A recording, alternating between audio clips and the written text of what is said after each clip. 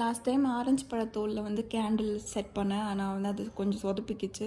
So இந்த வாட்டி கிளாஸில் வந்து செட் பண்ணலாம் அப்படின்னு சொல்லிட்டு தான் பண்ண போகிறேன்.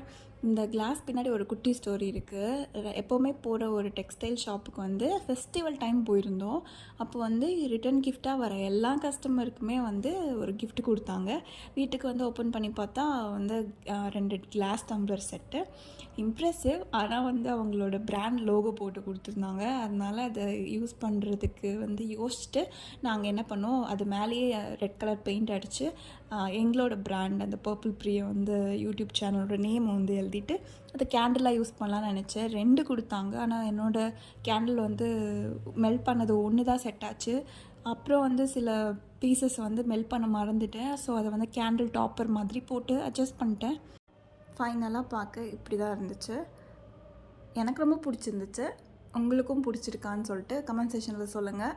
இல்லாட்டி லைக் பண்ணுங்கள். பாய். இருங்க நைட் வியூ பார்த்துட்டு போயிடுங்க.